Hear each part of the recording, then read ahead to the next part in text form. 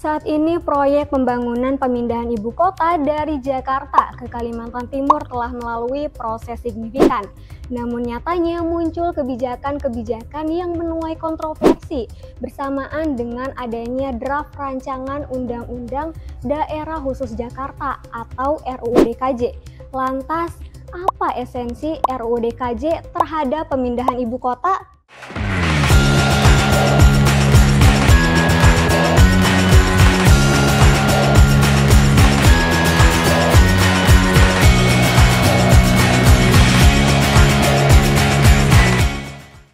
Belum resmi disahkan, draft RUU DKJ sudah menuai polemik dengan adanya kemunduran demokrasi akibat hilangnya pilkada, hingga kenaikan tarif pajak parkir dan tempat hiburan tanpa partisipasi masyarakat. Hal ini menyebabkan hilangnya peran serta masyarakat dengan disertai adanya keberpihakan khusus lembaga legislatif.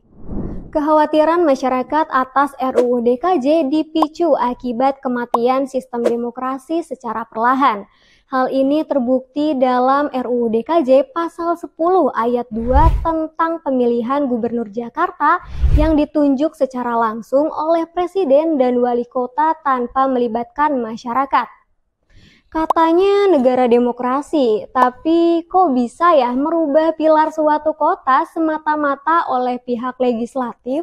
Bangsa kita sudah mendeklarasikan bahwa Indonesia itu negara republik, bukan negara kerajaan. Kalau republik itu yang berkuasa, kekuasaan ada di tangan rakyat. Masing-masing rakyat itu mempunyai hak konstitusi yang harus dilindungi karena milik bersama. Tidak bisa negara ini disetir, dikuasai oleh segelintir orang itu untuk menguasai negeri ini. Itu kan repot. Di sisi lain, pemindahan ibu kota akan sangat berdampak bagi Jakarta sebagai pusat perekonomian yang mengacu pada pemerataan sosial dan lapangan pekerjaan bagi generasi muda, khususnya mahasiswa. Berdasarkan hasil survei Angkatan Kerja Nasional atau Sakernas per Agustus 2023, tingkat pengangguran terbuka pemuda Indonesia mencapai 5,32%, yang artinya 14 dari 100 angkatan kerja pemuda tidak terserap dalam pasar kerja. Dari data survei hasil Angkatan Kerja Nasional tadi, kamu penasaran gak sih gimana ya kalau RUU DKJ ini disahkan? Lalu akan seperti apa peluang kerja dan upah di Jakarta?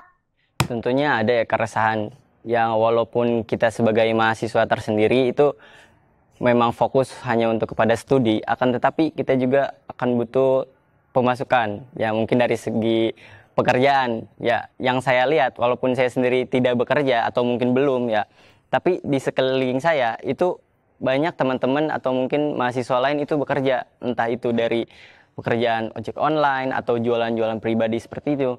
Nah, akan terjadi menurut saya ini tidak keterkaitannya pekerjaan, dia tidak fokus, dan pemerintah juga tidak akan memfasilitasi pekerjaan tersebut. Jadi akan semakin sulit ya, semakin sempit lapangan pekerjaan di Indonesia, khususnya di Jakarta.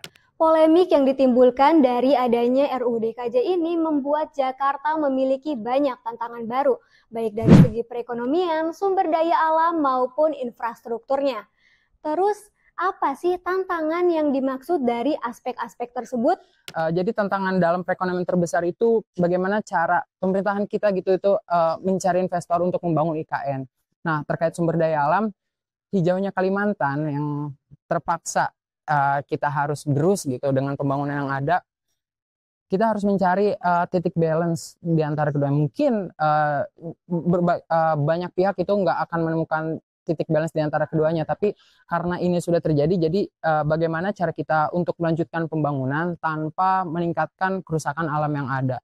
Untuk infrastruktur sendiri, karena ya kita mungkin ini adalah pembangunan baru, begitu banyak teknologi modern dan lain-lain, tapi kita tidak bisa memungkiri bahwa lengkapnya Jakarta itu nggak bisa dipindah begitu saja gitu. Jadi kekurangan sarana dan prasarana, kantor pelayanan publik, kayak mungkin kendaraan umum dan hal-hal tersebut itu tuh bakal jadi tantangan. Selayaknya negara demokrasi yang menitik beratkan peran seluruh elemen masyarakat sebagai wadah transparansinya. Namun RUU DKJ justru tidak mencerminkan hal tersebut, sesuai dalam Undang-Undang Nomor 14 Tahun 2008 tentang Keterbukaan Informasi Publik.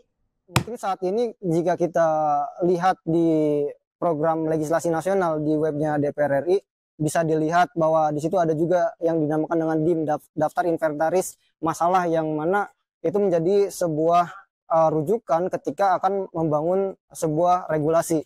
Nah, sayangnya di sini DPR sendiri tidak mempublikasikan hal tersebut, hanya disimpan di beberapa kalangan saja gitu.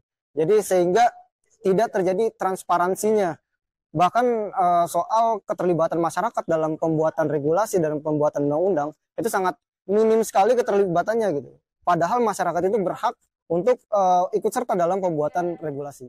Nah, kalau menurut DNK People gimana mengenai pro kontra ini? Setuju nggak sih sama kebijakan RUU DKJ yang ada? Tulis di kolom komentar ya.